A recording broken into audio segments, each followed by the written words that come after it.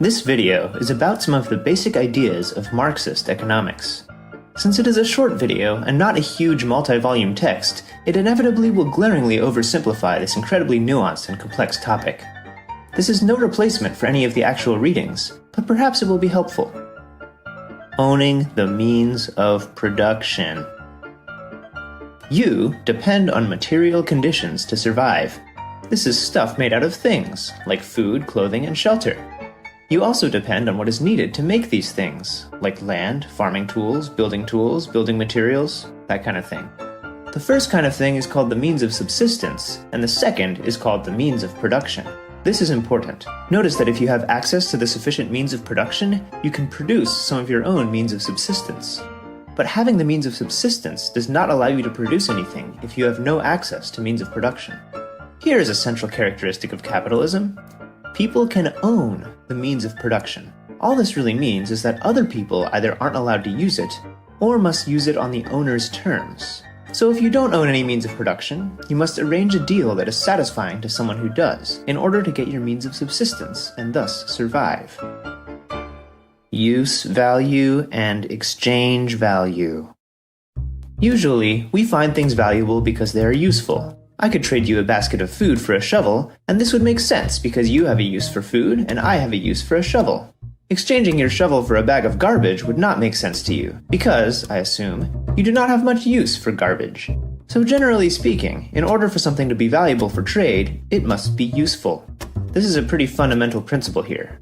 Exchange value, something valuable for trading, depends on use value, something valuable in its utility. However, something with use value doesn't necessarily have exchange value. Air is useful, we use it to breathe, but we do not trade for it because it is everywhere. So in addition to use value, there is one more variable that is critical for something to have exchange value, and that is labor. Shoes have use value because they protect our feet, but if, like air, they required no labor to get, why would you trade anything for them? No one in their right mind would, so shoes would have no exchange value. But alas, we live in a world where people need to work to produce shoes. Thus, they are indeed valuable for trade. Notice that labor does not always create exchange value either. I doubt you would find my crayon doodles very valuable, even though I put a lot of work into them. It is only when labor creates a previously unavailable use value that exchange value is also created. One characteristic of exchange value is that it is more easily quantifiable than use value. It is hard to say whether a potato is more useful than a match, but it is easier to imagine a potato being worth, that is, exchangeable for, a number of matches. This is where money comes in, to serve as a universal unit of account through which to compare all items with exchange value. Appropriation of surplus value. Pardon me for assuming, but I imagine that you want means of subsistence so that you can survive. Let's also further imagine that you don't own the means of production. And let's say that some fine lad comes to you and says, "I'm a capitalist, which means that I own the means of production, and I pay others to operate it. You can use what I pay you to purchase means of subsistence, and it will all be hunky-dory." Let's say you accept, and work the means of production all day, using your labor to create things with use value, thus creating new exchange value. The capitalist takes everything you produce and gives you some money, which represents much less than the exchange value you produced. This is enough for your means of subsistence for the day, but no more. I guess you'll have to come work tomorrow, too.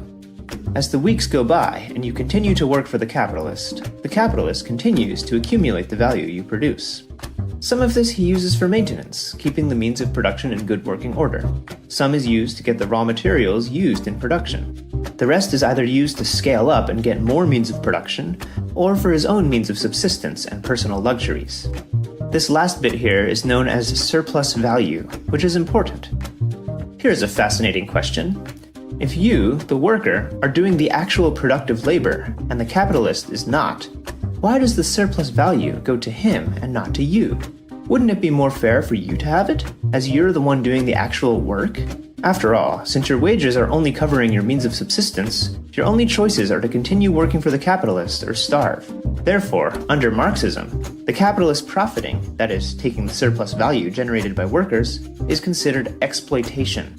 This exploitation is only made possible by the institution of private property, and private property is only made profitable through exploitation.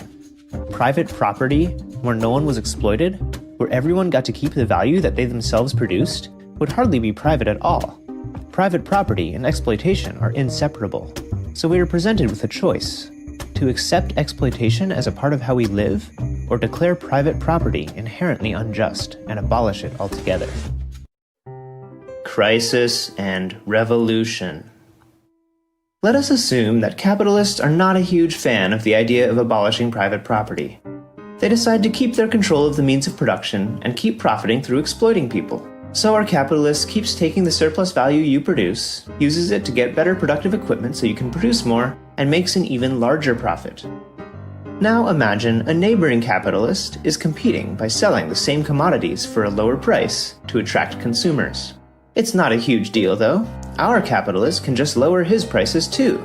After all, his new equipment makes production faster and cheaper, larger amounts can be produced and sold cheaply, while the profits remain the same. And since this competition is producing this effect with all capitalists, the means of subsistence has gotten cheaper for you to buy. The capitalist can thus lower your wages to increase his profit, and you will still be able to survive and come back and work for him.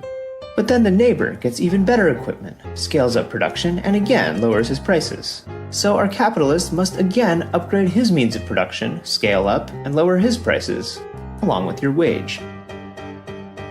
Since this is happening across the board, a problem soon arises. More goods are being produced than society needs. And because wages are so meager, no one can afford to buy them anyway.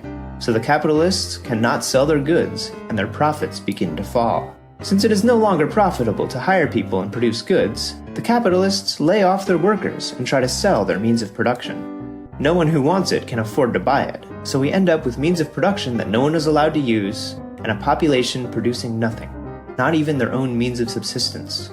So what do? One obvious answer is for the workers to say to hell with this, and come together and work the means of production anyway, regardless of whose private property it is. The capitalists may object, but they are sorely outnumbered, so the means of production is seized from them by force. This time around, the value that is produced will go directly to the people who put labor into producing it. This is known as a communist revolution, and it must happen sooner or later, or else all of the world's productive forces will grind to a halt forever. This was a simple overview of some of the thoughts of Karl Marx. There are many more of his ideas that are central to his work that we did not even touch upon, so hopefully this stoked your curiosity to learn more.